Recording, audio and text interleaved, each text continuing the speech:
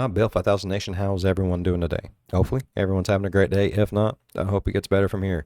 We are back with a Mr. Nightmare. This one is 3 scary, true summertime horror stories. Yeah. All right. I'm excited. I'm hoping he has like some 4th of July horror stories. That's why I love Mr. Nightmare, man. Like you get like 4th of July horror stories about fireworks. Like, just 4th of July is coming up and, we need some. All right, let's go ahead and get today's story. Go ahead, turn them lights down low, put on something comfy, cup with something special. Let's get spooky.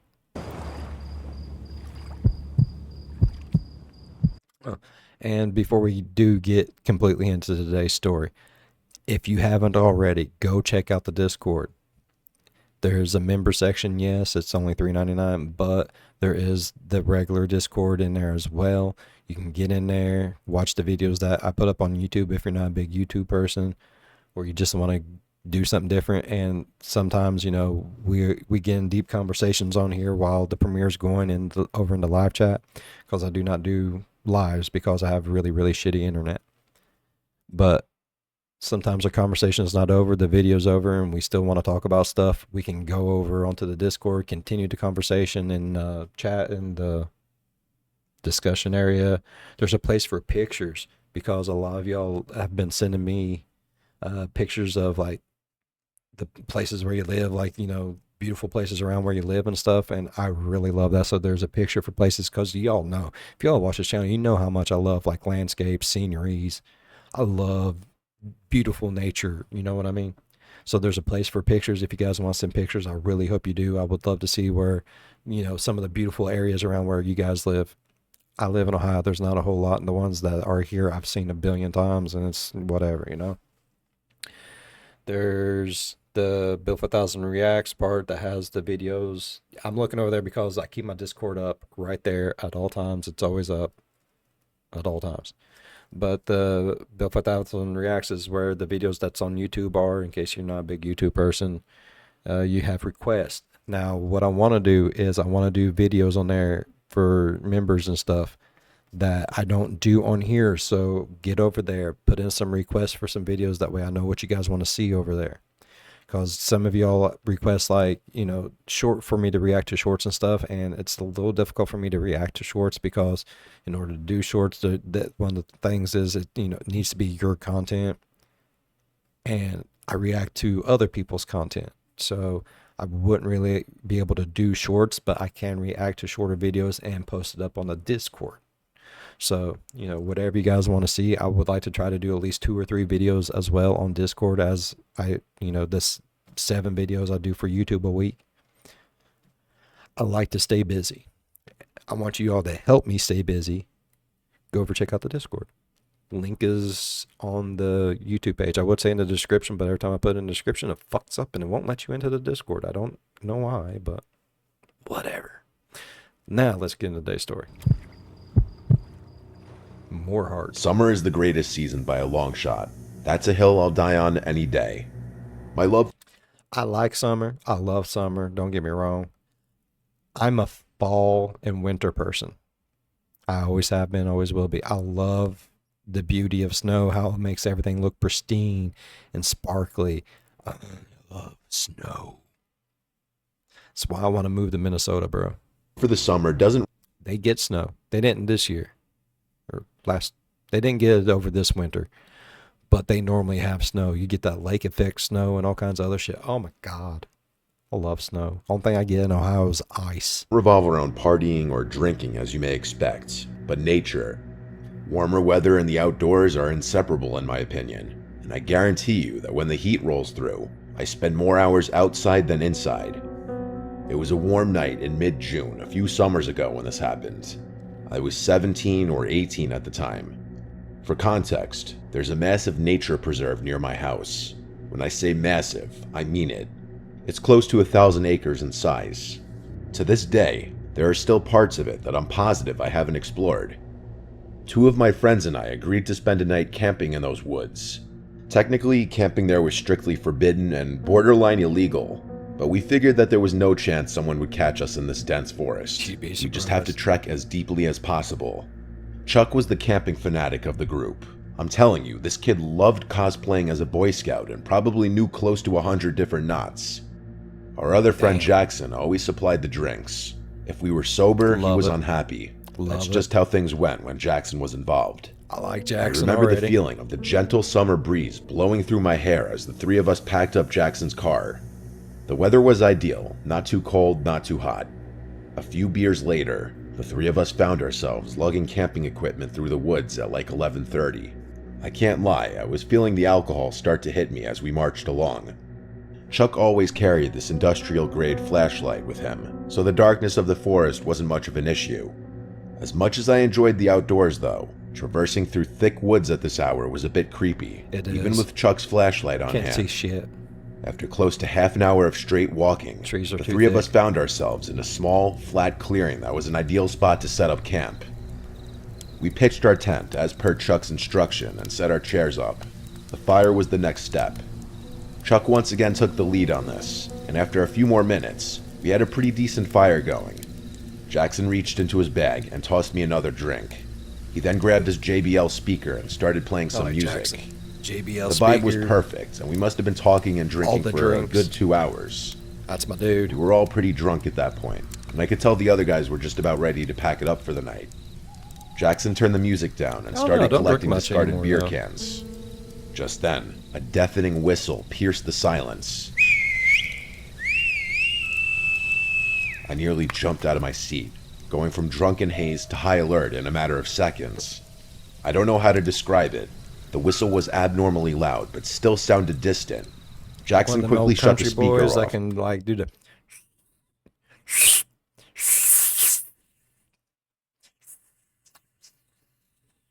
I've never been able to do that. I can whistle a bunch of ways. I just can't go.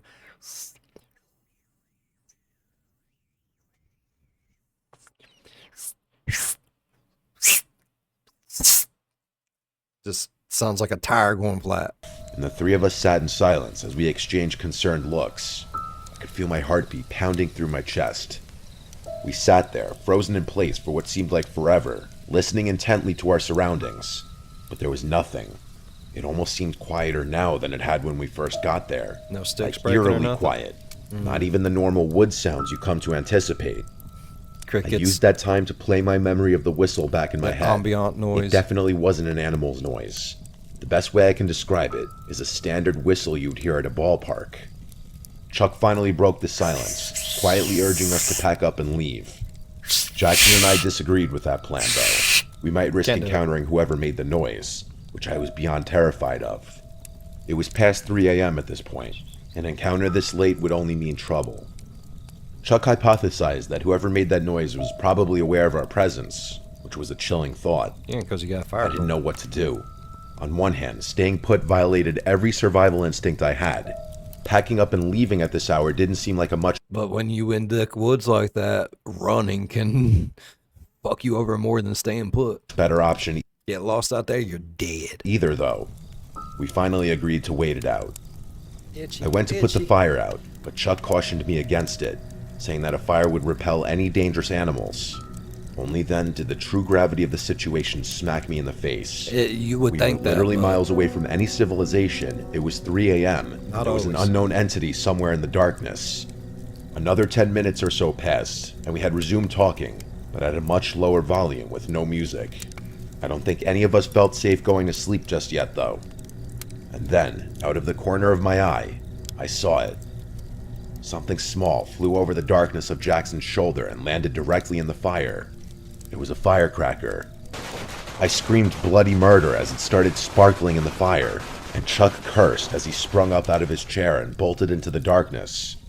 Jackson and I scrambled to follow, leaving all of our stuff behind. Fuck that. We caught up with Chuck, whose flashlight was beaming wildly through the woods as he See, once that happened, my gun would have been pulled, bro. I do not go into those woods unarmed. You never know, homie. Like, seriously, if it's down between me and a rabbit raccoon, I'm shooting that raccoon in his fucking face 13 times. If it's coming down between me and a bear, I'm shooting that bear in his face 13 times. Maybe 14, just to make sure. I have a very high survival threshold. I want to live. Like, okay, I know a lot of y'all don't believe in guns or something. You need to have something to protect yourself. If you are an outdoors person in any way, shape, or form, you never know what's going to be out there. You never fucking know. Frantically sprinted. We ran until we couldn't anymore, and Jackson keeled over and threw up. Chuck shut the light off, and the three of us stood there, panting, trying to figure out if we were being followed. To my Probably surprise, it didn't followed the seem like light. anyone followed us. I don't think I've ever been so afraid, though. Why in the world would someone have done that? People are We assholes. needed to figure out what to do. Jackson wanted to just find our way out of the woods and never come back, but Chuck was reluctant to leave all of his camping gear behind. Plus, he reminded us the fire was still active. That's I bad. was dumbfounded. How could he be concerned with forest fires after what had just happened? Eventually, I agreed with Chuck that we should at least check on the site. After all, no one had actually chased us. So there was a Very slight true. possibility that whoever threw that firecracker was just playing a cruel prank. Chuck was a navigational expert and was actually able to retrace our footsteps. I could make out the glow of the fire as we quietly approached. Before I could get any closer, though, Jackson put a hand in front of me and pointed with a horrified look on his face. I strained my eyes to make out the sight in the distance. What I saw is probably the most terrifying thing I'd ever laid eyes on. There were three people sitting motionlessly in our chairs like statues. The one whose face I could see looked lifeless and his mouth was hung open. I was afraid to move. What were they even doing? I thought, realizing that they weren't even talking. This was not normal. The three of us watched for a little while longer before deciding to back off. We turned to leave, but Jackson's foot clipped a rock, causing him to curse in frustration. Within seconds, the glow from the fire abruptly went dark, as if it had been covered with a cloak. It was freakishly fast. We didn't stick around another second. We again sprinted away from the site, but this time we could hear footsteps crashing behind us. We didn't stop this time. We bolted out of the woods and ran all the way to Jackson's car. By some miracle, we weren't followed out of the woods. None of us spoke on the drive back, each of us lost in our thoughts. The next day, Chuck insisted we return to the site in the daylight to collect his belongings. Oh, yeah. Jackson wanted nothing to do with that, but I agreed to accompany Chuck. After some searching, we eventually found the site, which looked mostly untouched. That is, until we got a little closer and noticed the putrid smell coming from Chuck's tent. He unzipped it, and we found a dead, rotting rat. It was sickening. I took the hint, and haven't been back to that preserve since. Fuck yeah. But I mean, would it be out of the realm of possibility that places like that, the reason why they don't want you staying tonight? Has anyone ever seen? I don't remember what the name of the TV show is, but it's like there's these feral people that live on a mountain. Like they'd come down to the city every once in a while, but people had a real bad problem with them, but they couldn't do nothing about it because it was like heritage land or some shit like that. Like it was their land because they'd lived on it for so long. But they're just feral people. Like they talk and get along with each other just fine, but they don't live by our society rules and shit. Maybe it's like a situation like that out there. It's just like there's people that's just kind of cut off from civilization, and like you'd be surprised what's out in those woods sometimes, man. You can find like old, like wannabe towns that just never amount to anything, that just went under. Who's to say people left? They could still be out there living their best life. We don't know. Fuck that shit. Story 2. This ongoing issue started about a month ago, but let me provide some context first. I'm 24 years old and I live with my parents. My family is not well off and never has been, and pretty much all of the money I make goes into supporting the household. My relationship with my parents is not the best. We bicker quite often, and whenever I'm not working or hanging with friends, I tend to stick to myself. I don't want to write a hard luck story or anything like that, but I've had it tough growing up. Fitness has always been my go-to escape. I see it as a healthy way to get my mind off personal burdens, while also providing a good excuse to leave the house. There's a park about a 10-minute drive from my house that has a workout facility, with bars for pull-ups, dips, and other calisthenic exercises. During the summer months, I like to go there to work out as nature helps calm my mind. I like to go at nighttime because since it's a public park, it tends to Less get busy people. during the day. So one night, while my parents were arguing, I decided to slip out of the house to go work out. It was an extremely hot The summer night, blurriness is probably killing me. 85 degrees. I remember breathing in the humid air as I walked from my doorstep to the beat-up white Corolla sitting in our driveway. I started the rickety engine and rolled down the windows as the warm summer breeze flowed through my hair. I arrived at the park and exited my car. I was the only car in the lot. It was probably 10 or 11 p.m. The park was completely empty at this time. The beautiful scenery mixed with the steamy air to create a soothing atmosphere, which is another reason why I like this park so much. It sits on top of a hill that overlooks the downtown area of my city, which always adds pleasant and sentimental emotions to my evenings. Anyway, I started a set on the pull-up bar. I wasn't really counting the repetitions. When I work out, I just do it till failure, then take a break and do it a couple more times. It was somewhere between my sets when I took a break to loosen up my arms. Before I got back on the bar though, an indescribable feeling came over me, and a subconscious urge forced me to turn my head around. Standing literally a foot away from my face was a tall, beaten-looking man. I actually screamed and jumped like 5 Fuck feet that. back. He let out a raunchy, boisterous laugh and apologized, saying he didn't mean to scare me. His appearance and mannerisms were extremely eccentric right off the bat, like he was damn near face to face with me. He clearly had something wrong with him. I asked him why he was so close to me, and he said he lives here. He explained that he sees me working out here all the time, and asked me if I could teach him. Now, I'm a very non-confrontational type of person, Okay. and especially during a time like that, I really just wanted to be left alone. I awkwardly but politely told him I'm just going to do some pull-ups and leave. I hopped back on the bar and continued my set. His words marinated in my mind. He sees me here all the time? I felt the gaze of his eyes burning the back of my neck, but like I said, I'm very non-confrontational. While he did make me increasingly uneasy, I didn't really know what to say or do about it. But then something really weird happened. Right as I was about to finish my set, I heard him mutter my full name. My blood instantly turned cold as I jumped off the bar and slowly backed away. I said a shaky, "What?" He didn't respond, and instead just stared at me with this crazed, wide-eyed smile. I thought I might have been hearing things. That's how bizarre it was. I started to get an awful feeling in my gut, like something bad was about to happen.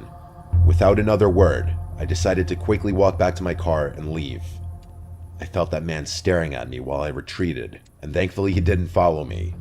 Before I left the park though, I took one last look, and I saw him hanging from the bar, attempting to do a pull-up. I watched as he grabbed the bar, tried to pull himself up, and then failed and tried again, in the exact position I was previously in. I swiftly left the park without looking back. The entire ride back, I questioned myself. Did he really say my name? Was I hallucinating? How I tried would to he know forget it about though, it, bro? and eventually I did. I woke up early the next day to get to work. I work Do you leave your construction and car I have to unlocked? wake up very early before my parents.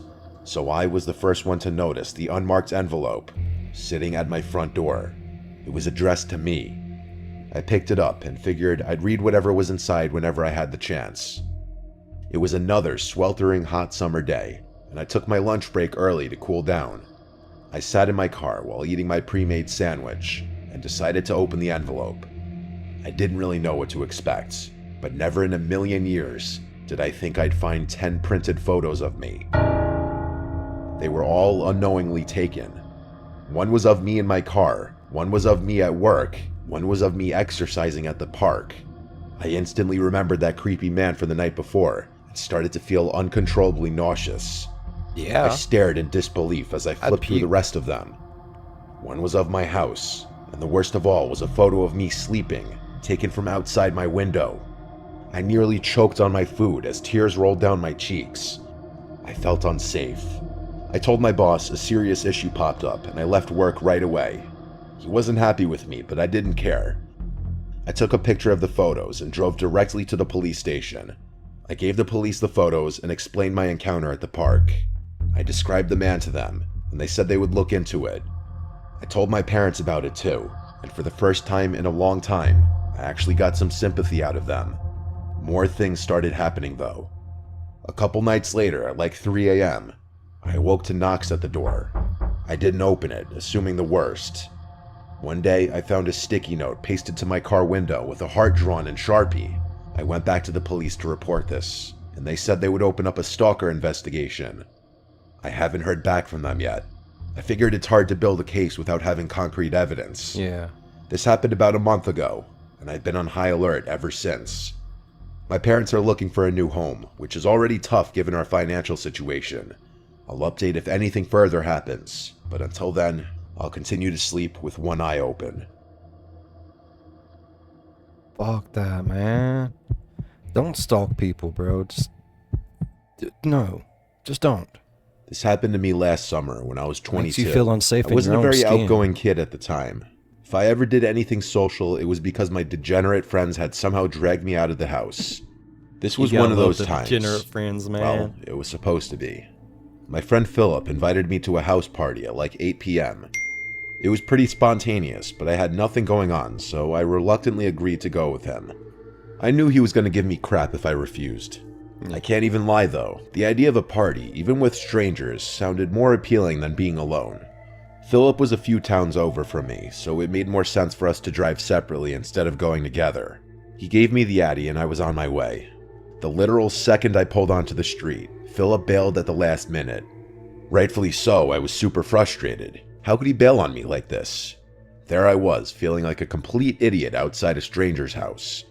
Annoyed but determined not to waste the night, I decided to go in. Drove all the way here, I thought, might as well go inside.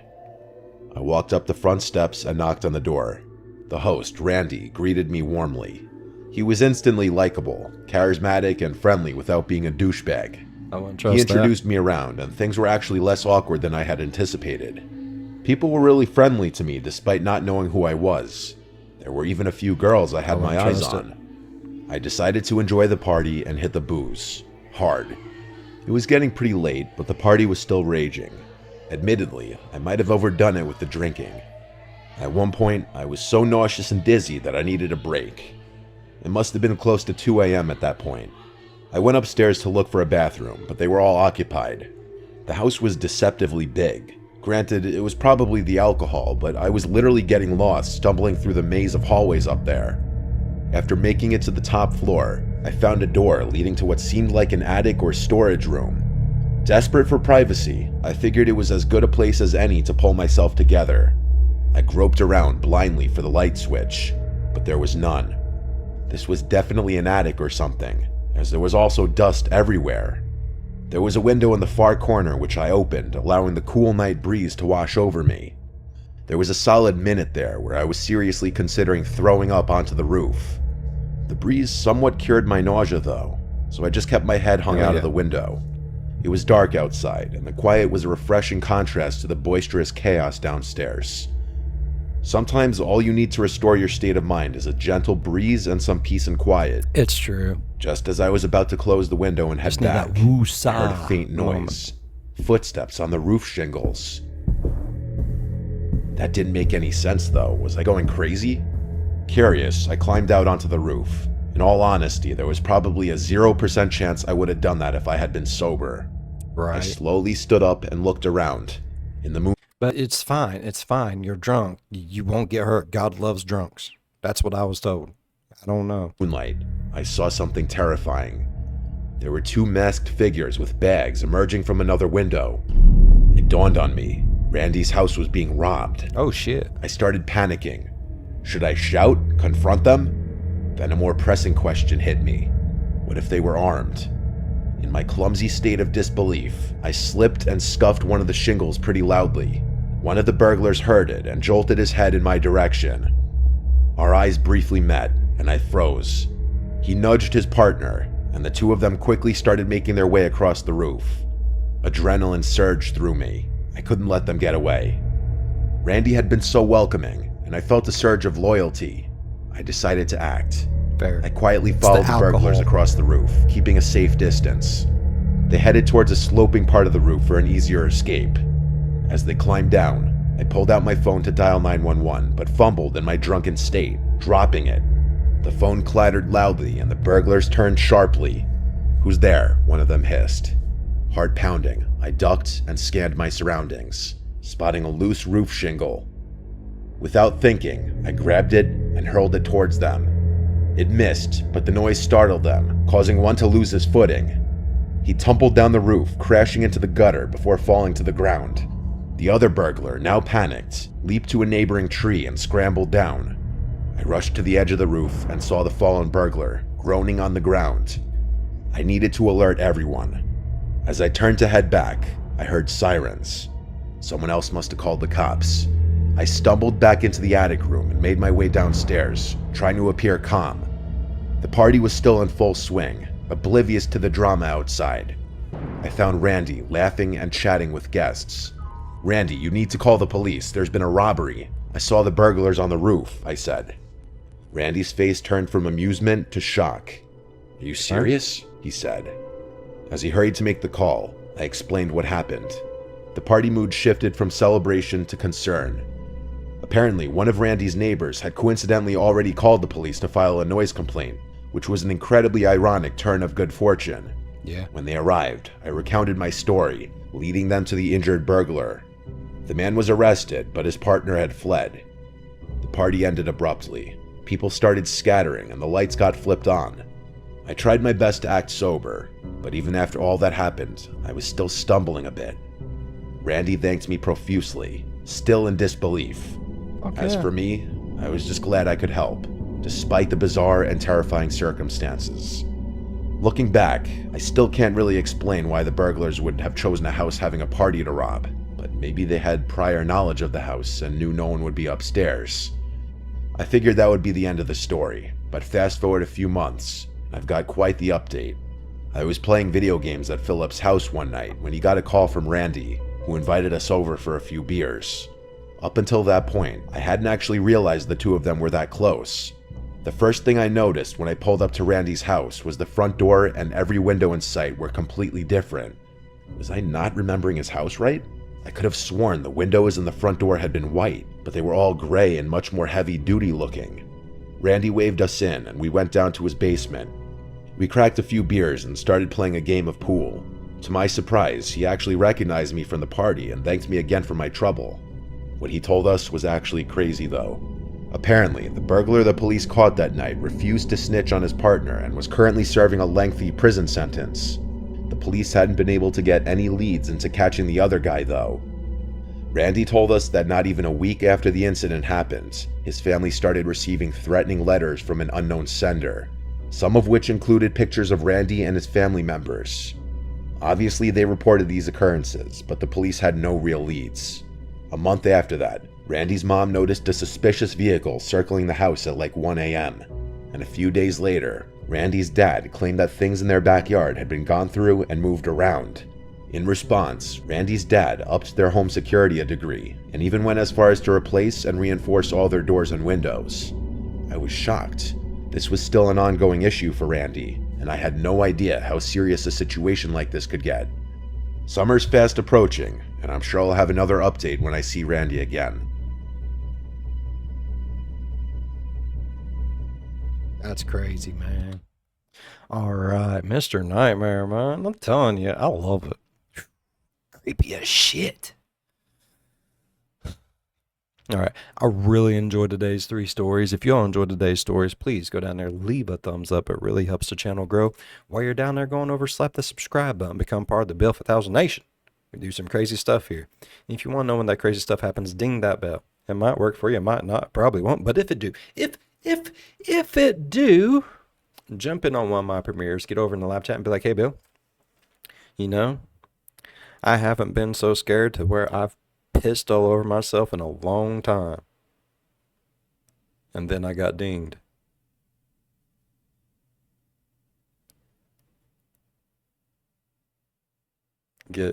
It's fine. I'll be like, "Hell yeah, bro. Love it. Change your pants, leave a like and dip." As always, be good to one another. I'll see you in the next one. Bye-bye. Man, I'll tell you exactly what kept all those motherfuckers safe out in the woods. Some Bill 5000 merch. It keeps you feeling good, even when you shouldn't.